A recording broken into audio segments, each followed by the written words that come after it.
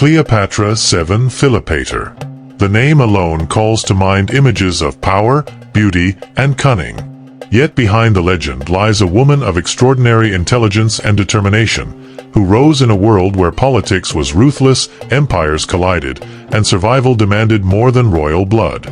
Cleopatra was born in 69 BC, a princess of the Ptolemaic dynasty, a Greek-speaking royal family that had ruled Egypt since the conquests of Alexander the Great. For nearly 3 centuries, the Ptolemies had sat on the throne of Egypt, but their rule was fragile. They were outsiders to the Egyptian people, and their dynasty was infamous for deadly rivalries. Siblings poisoned siblings, kings married sisters, and intrigue often ended in bloodshed. Into this dangerous world, Cleopatra emerged as something different. Unlike her forebears, she sought to connect with the Egyptian people.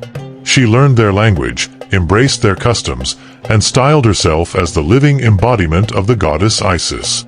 She was not just another Ptolemaic ruler, she was Egypt reborn. When her father, Ptolemy XII, died in 51 BC, Cleopatra ascended the throne at just 18 years old, ruling alongside her younger brother, Ptolemy XIII. But joint rule in Alexandria was a fragile illusion. Almost immediately, palace officials and factions turned against her. Before long, Cleopatra was forced into exile, driven from her throne by her own brother's supporters. Most rulers might have faded into obscurity, but Cleopatra was not ordinary. From the eastern frontiers of Egypt, she raised an army, preparing to reclaim her crown. Fortune, however, brought her something even greater than soldiers. It brought her Rome. In 48 BC, Julius Caesar, Rome's most powerful general, arrived in Egypt in pursuit of his rival Pompey. Cleopatra recognized the opportunity. According to legend, she had herself smuggled into Caesar's presence wrapped inside a carpet.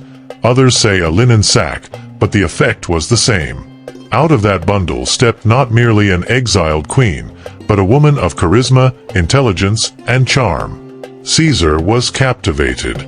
With Caesar's backing, Cleopatra returned to Alexandria. Together, they fought and defeated Ptolemy XIII in the Alexandrian War, a brutal struggle that left parts of the royal palace in flames and the young king drowned in the Nile. In the aftermath, Cleopatra was restored to the throne, this time as the undisputed ruler of Egypt, though officially, she ruled with another younger brother, Ptolemy XIV, as co-regent. Cleopatra's throne was secure, but her ambitions stretched further. She became Caesar's ally, his partner, and soon, the mother of his only son, Ptolemy XV, known as Caesarion, the Little Caesar. For Cleopatra, this was more than personal, it was political. By tying herself to Rome's greatest leader, she safeguarded her dynasty and gave Egypt a new place in the Mediterranean world. Yet Rome itself was a storm she could not control. Caesar's growing power stirred fierce enemies. On the Ides of March in 44 BC, he was assassinated in Rome, stabbed by senators who feared his rule. Cleopatra's protector, her partner, and the father of her son was gone. In that moment, the world of Cleopatra shifted once again. She returned to Egypt with Caesarion, her throne still intact, but her greatest ally lost. The future of Egypt, and her own destiny, would now depend on who rose to power in Rome. And it was in this turbulent aftermath that Cleopatra's path would cross with another Roman giant, Mark Antony. Their alliance would shape the final, dramatic act of her life. After the death of Julius Caesar, Cleopatra stood at a crossroads. Rome was in chaos, divided between Caesar's assassins and his loyalists. For Egypt's queen, survival depended on forging a new alliance. That ally would be Mark Antony. In 41 BC, Cleopatra sailed to meet Antony in Tarsus. She knew presentation was power. Draped in gold, sailing on a barge adorned like the goddess Isis herself, Cleopatra arrived not as a supplicant, but as a living vision of Egypt. Antony, a hardened general, was captivated. Their partnership was sealed, political, military, and deeply personal. For over a decade, Cleopatra and Antony stood together. They ruled from Alexandria, combining the might of Egypt's wealth with Antony's Roman influence. To their supporters, they were a union of East and West. To their enemies in Rome, led by Octavian, the future Augustus, they were a dangerous threat. In 31 BC, the rivalry erupted in war. At Actium, Octavian's fleet crushed Antony and Cleopatra. Their forces scattered, their dream of an Eastern empire shattered. Fleeing back to Egypt, the lovers faced the end. In Alexandria, as Octavian's legions advanced, Antony fell on his sword, dying in Cleopatra's arms.